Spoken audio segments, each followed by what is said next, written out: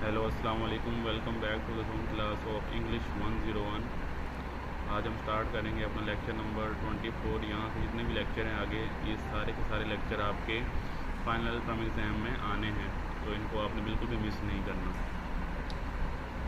अच्छा जी, सबसे पहला टॉपिक हमारे पास है sentence error to be avoided. हमारे पास यहाँ पे कुछ टाइप्स दी गई हैं एरर्स की। पहली जो हमारे पास टाइप है वो सेंटेंस फ्रेगमेंट्स, उसके बाद है run on sentences, few sentence, comma splice, misplaced and dangling modifiers. ये कुछ एरर्स हैं जो हमारे सेंटेंस में होते हैं, जिनको हमने अवॉइड करना होता है at the time of writing.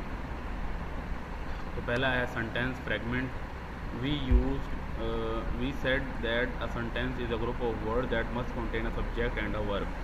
तो हम कहते हैं कि एक सेंटेंस जो है वो ऐसा जुमला होता है जिसके अंदर हमारे पास कोई ना कोई सब्जेक्ट हो, ठीक है, जिसके ऊपर काम हो रहा हो और वो काम को हम वर्ब कहते हैं, ठीक है।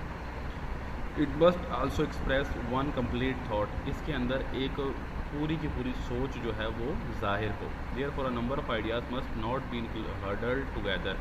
इसीलिए यहाँ पे एक से ज़्यादा आइडियाज़ को मिला के एक जुमले में पेश नहीं कर सकते हम लोग, ठीक है, क्योंकि वो उससे क्या होगा, आपकी जो थॉट है वो एक्सप्रेस नहीं होगी, बल्कि आप डिफरेंट चीज़ों में जाएंगे। तो बेहतर यही है कि एक सेंटेंस के अंदर आप एक ही थॉट या एक ही आइडिया रखें। नाउ सेंटेंस फ्रेगमेंट क्या होता है? As a phrase tells you is less than a sentence, it is a fragment because it lacks a subject or a verb because it does not express a complete thought। ठीक है, तो जिस sentence में आपके पास या तो verb ना हो या सब्जेक्ट ना हो, उस चीज़ को हम लोग सेंटेंस फ्रेगमेंट एरर कहते हैं, ठीक है। अब उसके बाद कुछ एग्जांपल्स दी हुई हैं। Some fragments contain subject and a verb but they do not express a complete thought. तो पहली क्या है? Dependent verb products. अगर हम लोग वर्ड्स के ऊपर जाते हैं, उसमें हमारे पास क्या एरर आते हैं? सिंस अमी वॉज टायर्ड, ठीक है। इस तरह के वर्ड्स जो होते हैं उनके अंदर हमारे जो अंडरलाइन हैं, ये वर्ड्स हमारे पास जो हैं ये फ्रेगमेंट्स हैं। उसके बाद आपको प्रैक्टिस दी गई है, ये प्रैक्टिस के आंसर भी दिए गए हैं आपको, प्रैक्टिस के लिए आपने खुद ही करने हैं। उसके बाद है ING इंग एंड टू फ्रेगमेंट्स, ठीक है, यानी कि ING लग जाए या टू लग जाए, वो फ्रेगमेंट्स कौन से होते हैं? When a word ending in ING या IN लग जाए या ING लग जाए appears at the beginning of the word of group, या शुरू में IN लग जाए या एंड में आपका ING लग जाए of a word a fragment में रिजल्ट। उससे क्या होगा? आपका एक फ्रेगमेंट जो है वो वजूद में आएगा। Hoping to buy things cheaply, poor people often go to Sunday bazaar. Here the second statement is a complete sentence. इसमें क्या देखें? Hoping to buy things cheaply, ये पहला सेंटेंस है। दूसरा सेंटेंस आपको दिया गया है poor people often go to Sunday bazaar. तो जो गरीब लोग होते हैं वो कह रहा है कि वो ज़्यादातर संडे बाज़ार जाते हैं। तो इसमें जो सेकंड आपके पास स्टेटमेंट है वो कंप्लीट सेंटेंस है, but the first group of words lack both subject and a verb. Hoping to things by cheaply, कोशिश कर रहा हूँ कि सस्ती चीज़ें ख़रीदूँ। अब इसमें सब्जेक्ट नहीं है कि कौन जो है वो जो है सस्ती चीज़ें ख़रीदना चाहता है। अब सेकंड में क्या है? पुअर पीपल, गरीब लोग सस्ती चीज़ें ख़रीदना चाहते हैं, और कहाँ ख़रीदना चाहते हैं? Sunday bazaar. तो इसमें हमारे पास वर्ब भी है और सब्जेक्ट भी है, तो ये कंप्लीट सेंटेंस हो जाएगा आपके पास। और जो फर्स्ट वाला है वो आपके पास जो है उसमें फ्रेगमेंट्स आ जाते हैं, बिकॉज उसके अंदर जो है हमारे पास सब्जेक्ट नहीं है और वर्ब भी नहीं है, ठीक है। उसके बाद आगे एग्जांपल दी गई हैं। उसके बाद प्रैक्टिस है आपकी एज इट इज़, हर चीज़ की प्रैक्टिस दी हुई है ताकि आप उसको हल करें और ताकि आपका जो है वो आपको क्लियरली समझ आ जाए। उसके बाद है added details fragment. Another common kind of fragments begins with one of the following words like including, such as, for example, for instant, expect, without, specially and also. जो भी वर्ड यहाँ से शुरू हो, कोई भी सेंटेंस यहाँ से शुरू हो, इन वर्ड्स के साथ शुरू होगा, उसे हम लोग कहेंगे fragments. All these words introduce an additional point of example of what has already has been stated। तो इन वर्ड से हम क्या करते हैं? हम लोग एक इजाफी जो है वो पॉइंट ऐड कर देते हैं जो हमने पहले से जो स्टेटमेंट देनी है उसके साथ। Everyone enjoyed the fish expect the fish, कहता है हर किसी ने एंजॉय किया, लेकिन किसके बिना? फ़िश के अलावा। तो ये हमने एडिट कर दिया, एक्सपेक्ट डाल के हमने उस चीज़ को जो है वो उस सेंटेंस के अंदर हमने वैल्यू ऐड कर दी एक और फ्रेगमेंट की। तो इस तरह के वर्ड जो हैं आपके एडिड फ्रेगमेंट्स कहलाते हैं। उसके बाद हमारे पास है missing subject fragment. Some words are fragment because while they do have a verb they lack a subject. ऐसा सेंटेंस जिसके अंदर वर्ब हो और सब्जेक्ट ना हो उसे हम लोग मिसिंग सब्जेक्ट फ्रेगमेंट्स कहते हैं। नेक्स्ट हम देखते हैं हमारे पास क्या है। नेक्स्ट हमारे पास है लेसन नंबर 25। लेसन नंबर 25 है revising sentence errors.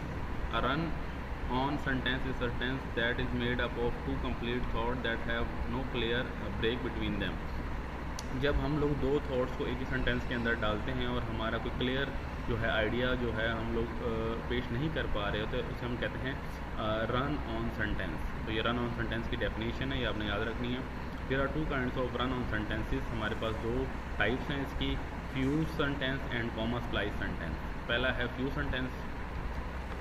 To or more sentences that run together with no marks of punctuation between them are said to be fuse. कोई भी दो ऐसे सेंटेंसेस को जो हम मिलाते हैं विदाउट पंक्चुएशन, जैसे एंड और द वगैरह हैं, इनके अलावा जब हम लोग उनको इकट्ठे लिखते हैं तो हम लोग उसे कहते हैं fuse sentence. The two sentences or two complete sentences thoughts are simply stuck together into one sentence. तो हम क्या करते हैं, हम लोग दो सेंटेंसेस को मिला के एक सेंटेंस बना देते हैं जो कि दो अलग अलग थॉट्स होती हैं विदाउट एनी पंक्चुएशन, उनको मिलाए बगैर। The writer of a such sentence is either extremely careless or an ignorant of the most of the elementary facts about sentence structure। जो भी राइटर ऐसा काम करता है उससे हम या तो हम लोग कहते हैं कि उसको बिल्कुल भी अकल नहीं थी कि उसने चेक किया कि हम दो सेंटेंस को मिला रहा है, या हम उसे तकब्बुर वाला कहते हैं या इग्नोर करने वाला कहते हैं, जिसको बेसिक इंग्लिश राइटिंग की जो है रूल्स नहीं पता, हम उसे यानी कि एक तरह का जाहिल कहते हैं कि उसने जो है रूल फॉलो नहीं किया। अब इसके अंदर एग्जांपल्स दी हुई, computer skills are useful in college, they will help you in getting a job as well. तो यहाँ पे दो सेंटेंस को मिलाया गया है विदाउट एनी पंक्चुएशन। तो इस तरह के सेंटेंसेस को हम लोग कहते हैं फ्यू सेंटेंसेस। उसके बाद हमारे पास है recognising fuse and comma splices. ठीक है, identifying the following sentence as a fuse or comma splices and mark, ये उन्होंने आपको प्रैक्टिस करने के लिए दिया हुआ है। उसके बाद है करेक्टिंग फ्यूज सेंटेंसेस। हम लोग करेक्ट कैसे कर सकते हैं फ्यूज सेंटेंसेस को। ठीक है, divide the fuse sentence into sentences. जो फ्यूज सेंटेंसेस को हम लोग दो हिस्सों में डिवाइड कर दें तो आपका जो है उसको हम लोग करेक्टिंग की तरफ जा सकते हैं। Divide the fuse sentence into sentences. The lake calm today, उसके बाद ये एग्जांपल है उसकी रॉन्ग वर्जन और correct version. The lake is calm today, it looks like a blue mirror. तो करेक्ट वर्जन क्या है, the lake is calm today, it's looks like a blue mirror. ठीक है, करेक्टेड वर्जन आपने इसका देखना है, क्योंकि यहाँ पे ना कॉमा है ना कुछ है। यहाँ पे उन्होंने अब कॉमा लगा के जो फर्स्ट वर्ड है उसको कैपिटल कर दिया, तो ये डिफरेंस आ गया। छोटा सा डिफरेंस है, समझ नहीं आती बच्चों को, लेकिन देखें यहाँ पे कोई भी उसको फुल स्टॉप नहीं लगाया हुआ उन्होंने। ठीक है, इस सेंटेंस में दो सेंटेंस को साथ मिला दिया, लेकिन इसमें कोई सेंटेंस में जो है आपके पास कोई भी कॉमा फुल स्टॉप कुछ भी नहीं है, बस डायरेक्ट एक दो सेंटेंसेस को मिला दिया गया। लेकिन यहाँ पे उन्होंने अलग कर दिया, lake is calm today full stop, फिर पहला वर्ड जो है कैपिटल IT, उसके बाद it looks like a blue mirror. तो इसको करेक्ट वर्जन कहते हैं। इस तरह के पेपर में भी आ सकते हैं आपको कि आपने करेक्ट करना है सेंटेंस। कुछ और क्वेश्चन में भी कभी कभी आता है कि आपने जो है इसमें ये रॉन्ग लिखा हुआ है, इसको करेक्ट वर्जन में लिख के दिखाएँ। उसका सेकंड जो है दूसरा तरीका क्या है हमारे पास कि हम लोग सेंटेंस को जो है वो फ्यू सेंटेंस को जो है वो सही कर सकते हैं। Put a comma and an appropriate joining word such as and but or so between the two complete thoughts. तो दो जुमले जो कंप्लीट आइडियाज़ दे रहे हैं आपको, उनके बीच में या तो कॉमा लगा लें या आप क्या कर लें, उनमें कोई ऐसा वर्ड लगा दें जो उन दोनों दो सेंटेंसेस को मिला लें। जैसे कि एंड है, एज है और बट है और सो है। इस तरह के वर्ड आप जब मिला लेंगे तो आपके दो सेंटेंसेस मिल जाएंगे। ठीक है, अब यहाँ पे हम देखते हैं रॉन्ग वर्जन और करेक्ट वर्जन में। Yousuf Youhana has pulled muscle, he won't play any cricket this season. अब ये बिल्कुल रॉन्ग वर्जन है। अब सही वर्जन क्या है इसका, Yousuf Youhana has pulled muscle. Mid term का रिज़ल्ट जो आपका है वो इंशाल्लाह 30 जून को अनाउंस होगा। ठीक है, एंड पे अनाउंस होगा, इस मंथ के एंड पे बिल्कुल अनाउंस होगा।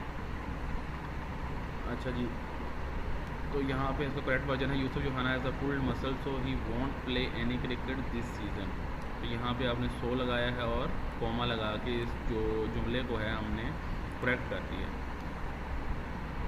उसके बाद हमारे पास कुछ नोट्स हैं। Use sub coordinates to make one of the complete thoughts dependent on the other note. To sub coordinate a complete thought, change it from a statement that can state alone the sentence to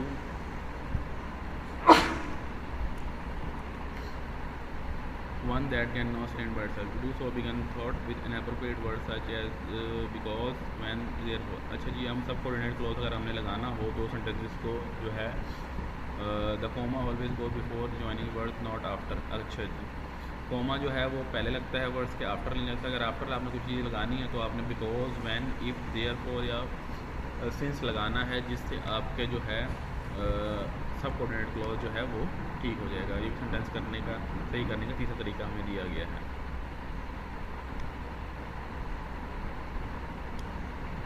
further हमारे पास जो है आ जाते हैं हमारे पास modifier, misplace modifier के बारे में हम पढ़ेंगे अब।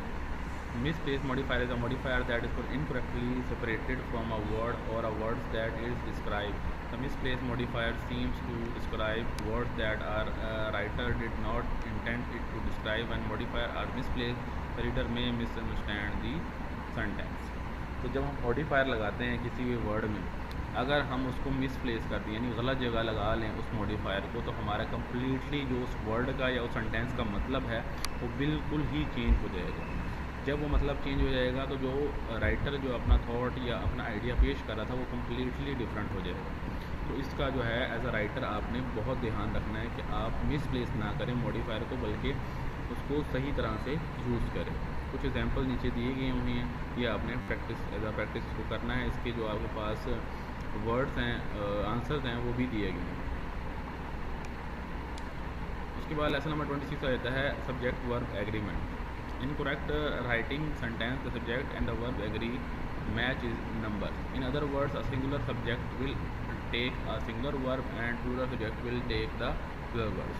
तो आपने इस चीज़ का ख्याल रखना है कि आपका जो सिंगुलर वर्ब है उसके साथ आपने सिंगुलर ही लगाना है, और अगर सब्जेक्ट आपका जो है वो सिंगुलर है तो वर्ब भी सिंगुलर होगा, और अगर सब्जेक्ट प्लूरल है, एक से ज़्यादा है, तो आपका जो वर्ब है वो भी एक से ज़्यादा होगा। ठीक है, तो इसका ख्याल रखना है आपने। अब यहाँ पे आपको सिंगुलर वर्ब और सिंगुलर सब्जेक्ट दिए हुए हैं। आई वर्क सिंगुलर के लिए होगा, अगर प्लूरल है तो यू वर्क आएगा। सिंगुलर अगर यू वर्क है तो वी वर्क आएगा। फिर अगर सिंगुलर ही वर्क्स है तो प्लूरल क्या होगा, दे वर्क्स। तो इस तरह आपने इनको ध्यान रखना है इनका। Subject and verb separated by prepositional phrases. Having revise the present tense verb, we will no now look at the situation which can cause problem in subject verb agreement। अब हमारे पास अगर हम लोग प्रेजेंट टेंस वर्ब के बारे में जाएं तो ऐसे कौन से सब्जेक्ट वर्ब एग्रीमेंट हैं जो हमारे लिए प्रॉब्लम बन सकते हैं। In many sentences the subject is close to the verb. Subject जो है वो वर्ब के बहुत करीब होता है। विदाउट सब्जेक्ट कमिंग फर्स्ट, अगर सब्जेक्ट पहले ना आए। The first type of problem situation occurs when subject and the verb do not occur side by side. अगर ये साइड बाय साइड ना आते सब्जेक्ट और वर्ब, तो हमारे लिए पहली प्रॉब्लम ये है। Most shops on Mall Road are having sales this week. In the above sentence the prepositional phrase on Mall Road separate the subject shops and the verb are having. ठीक है, तो यहाँ पे क्या कर रहा है आपका, वो जो माल रोड है वो सब्जेक्ट है, वो आपका जो प्रोफेशनल फ्रेज है माल रोड वो सेपरेट कर रहा है, वो अलग कर रहा है शॉप्स को, जो कि आपका सब्जेक्ट है। शॉप सब्जेक्ट है आपका, और जो वर्ब आ रहा है वो आर हैविंग है। तो जो शॉप को आप शॉप का यानी यहाँ पे आ रहा है, फर्स्ट में आ रहा है, और वर्ब जो आपका है वो एंड पे आ रहा है, और उसके बीच में माल रोड आ रहा है, वो है प्रोफेशनल फ्रेज जो इसको दूर कर रहा है। तो ये हमारे पास पहला जो है आपके पास प्रॉब्लम है। तो उसको आपने क्या करना है, most shops on Mall Road are having sales this week. ठीक है, तो आर आएगा यहाँ पे, are having sales this week. इस पर आप इसको चेंज करेंगे, और जब आप चेंज करेंगे इसको तो आपका जो सब्जेक्ट है वो आपके वर्ब के साथ करीब आ जाएगा, जिससे हमारा जो फर्स्ट प्रॉब्लम है वो सॉल्व हो जाएगा। उसके बाद प्रॉब्लम्स प्रैक्टिस है आपके पास, कुछ उसके आंसर भी दिए गए हैं, उनको आपने एज इट इज़ कर लेना है। प्रॉब्लम कमिंग बिफोर सब्जेक्ट, अगर प्रॉब्लम जो है सब्जेक्ट से पहले आ जाए आपके। In most English sentences the verb usually follow the subject. ठीक है, I saw the film, the play drop from the her hand. इसमें क्या हो रहा है, सब्जेक्ट से पहले वर्ब आ रहा है। आई सॉ देखना होता है तो वर्ब एक्शन पहले आ रहा है और सब्जेक्ट जो फिल्म है वो बाद में आ रहा है। But in some sentences the verbs come before the subject. Such sentences are often questions or they may begin with the prepositional phrase or words groups. तो अगर सब्जेक्ट से पहले वर्ब आ रहा है तो वो या आपका क्वेश्चन होगा या वो कोई प्रपोजिशनल फ्रेज के साथ शुरू होगा, ठीक है। और like there and here are, तो इस तरह के वर्ड जो होते हैं हमारे, इसमें हमारे पास वर्ब जो है वो सब्जेक्ट से पहले आ रहा होता है।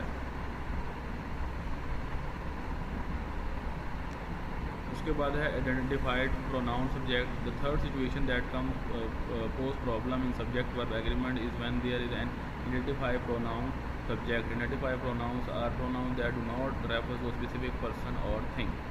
तो जब हमारे पास ऐसे प्रोनाउन आ जाए जिनको हम आइडेंटिफाई नहीं कर सकते कि किसके बारे में बात हो रही है, उसमें भी हमारे पास जो है सब्जेक्ट एग्रीमेंट में, सब्जेक्ट और वर्ब एग्रीमेंट में प्रॉब्लम हमारे पास आ सकती है। जैसे ईच है, ईच में आपको नहीं पता अगर 4 बंदे 5 बंदे हैं तो किसकी बात हो रही है। एनी वन में कोई, एनी वन में मतलब अगर 6 बंदे हैं तो पता नहीं चलेगा कि एनी वन कौन सा है इसमें, ठीक है।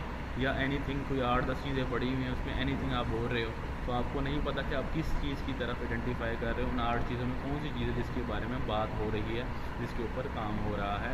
तो ये भी हमारी जो है सब्जेक्ट वर्ब एग्रीमेंट में प्रॉब्लम जो है ला सकता है। उसके बाद है compound subjects. The fourth and the last stage of type of situation which can pose problem are compound subject. Compound subject चौथी जो टाइप है जिसमें हमारे पास वर्ब सब्जेक्ट एग्रीमेंट में जो है हमारे लिए प्रॉब्लम ला सकती है। तो कंपाउंड सब्जेक्ट क्या होते हैं, usually 2 or more subjects which are joined by and they required a plural verb. जब भी हमारे पास 2 या 2 से ज़्यादा सब्जेक्ट एक साथ मिल जाते हैं, एंड लगा के हम लोग लगा के जो जुमलों को मिला लेते हैं, तो हमारे पास जो वर्ब होगा जिसमें हम काम कर रहे हैं वो भी प्लूरल होगा, ठीक है।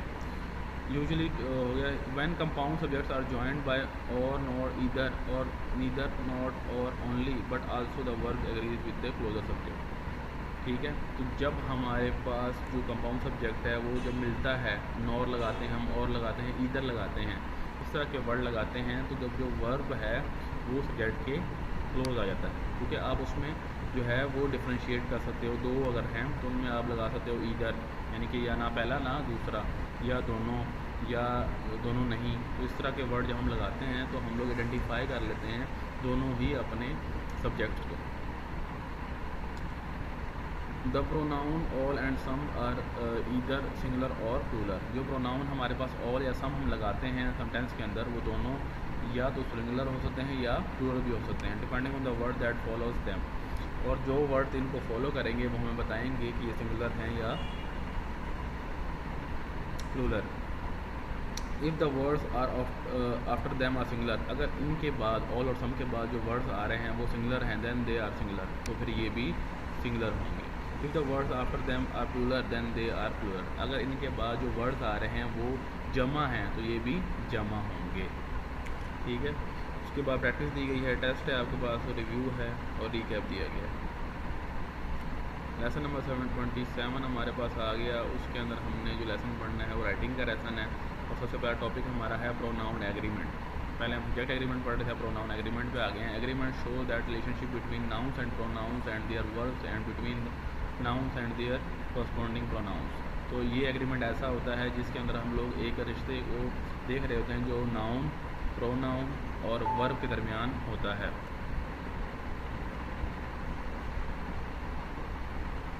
ठीक है, तो एग्रीमेंट स्पेसिफाई सिंगुलर नाउन। इसके अंदर हमारे पास जो एग्रीमेंट होता है उसमें हम लोग देखते हैं कि सिंगुलर नाउन है या प्रोनाउन जो है ये सिंगुलर है, वर्ब है या प्लूरल वर्ब है, प्रोनाउन जो है वो प्लूरल है या सिंगुलर है।